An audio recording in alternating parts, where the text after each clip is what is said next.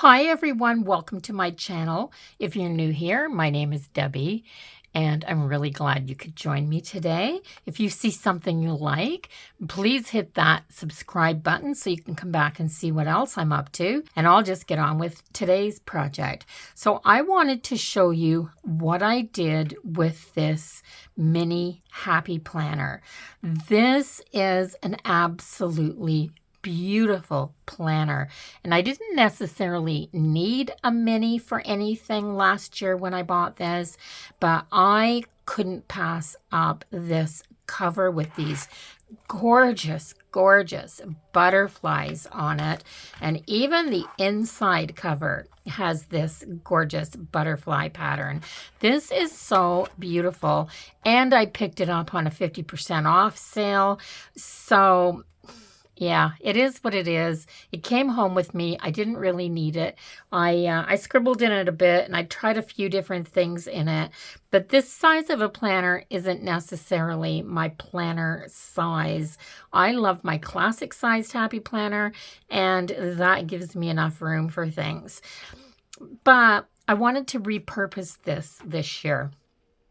And I was kind of watching a few first of the year videos, and I started watching a lot of those envelope savings videos. I think they're an envelope savings challenge or 100-day or 100 envelope challenge or something like that. Anyway, I watched 2 or 3 of them, and they're not exactly my thing, where you have to put so much money every single week into an envelope. Sometimes I don't have that much. Sometimes I have more. Sometimes I have less. Sometimes I don't even feel like saving anything that week because I've decided if I've got 12 bucks left, I'm going to McDonald's. So anyway, I decided that the whole envelope system was a pretty good idea to be able to tuck money away and save it. And I wondered what I could put together that would be a fit for me. So this is what I came up with. And this is how I repurposed this mini planner. This is how it looks. So I ended up using my crocodile to punch 4 tiny little holes in the back here, and using this 4-hole button and sewing it on the front because the button matched this really, really well. Then I punched 1 single hole in the back. I thread an elastic. These are the elastics that I use for my traveler's notebook, but any elastic would do. Or you could put a ribbon or just a nice long tie that you could wrap around this. But I decided that it was going to be an elastic so that if this starts to get a little bit chunky, and I'm hoping it will because I'm hoping I'm going to fill this up with cash.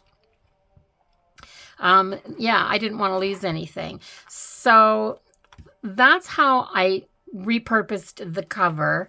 And then on the inside, I took one of the dividers. I cut the month off just because I love this divider, and I wanted it to look like this on the inside. And then on the inside of that, I put down all of my numbers. To do this, I just used one of the pages from extra paper for a mini that I had. I love using these as little notebooks, not necessarily planners, but as little notebooks. So I took a piece of the note paper and I put it in here, and I took the lid off of my glue stick, and I just dabbed it in some ink and made some circles. Yeah. And then I put the increments from $5, because here in Canada, that's the smallest bill. And this isn't going to be suitable for saving change. So $5, and then $10, and then $20, $30, $40, $50, and $100. And I put that down 5 times each. And if you add these all up, it comes to $1,275. And I made extra envelopes, and I just put a back page in that was very similar so that I could put my extra increments down, and that'll just be extra if I do it. But if I can get all of these checked off this year, I'll have saved over $1,200.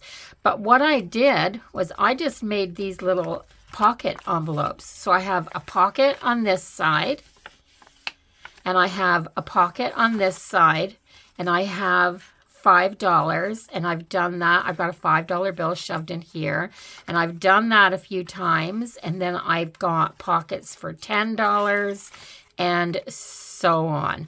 And I'm gonna put a little video in here to show you how I made this. First, I grabbed out a bunch of 12 by 12 inch papers, just a paper pad that I've had in my stash for years and haven't known how to use. So I thought this would be a good place to use up some stash. And I cut the length of the pockets that I needed first. So I needed a 7-inch length. So I cut it so that this picture was upright. If you have paper that is oriented in a certain direction, you should always make sure that you're cutting it in that direction. So that's what I did with this. And from the 7-inch strip that I cut off of my 12-inch paper, I got 3 pieces that were 3.5 inches wide, and then I just put that leftover little bit into my scrap basket, and now I've got 3 pieces that are 7 by 3.5 inches. Now I still have the strip that I cut off the bottom, so I am going to do a 7-inch length and put the big square in my scrap bin. And I'm going to cut 3.5 inches on there as well. So out of each 12 by 12 paper, I get 4 pockets. To make the pockets, you're going to use, first of all, I want a punched piece in each pocket to make it easier to put the bills in and out. I used a 2.5-inch circle punch so I can make a nice big one just to make this easier. And then I am going to glue around the 3 sides that don't have that punched hole in the side. And I am going to just put them onto one of the sheets for the mini sized planner and glue them down. So I'm going to do this on both sides. So on this one, I'm going to punch the hole so that it's on the other side, because I want to have the side that has the disc holes punched. I want that to be the glued side.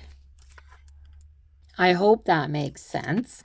So just like this. So I'm gluing them down just along the border edge where those holes are punched.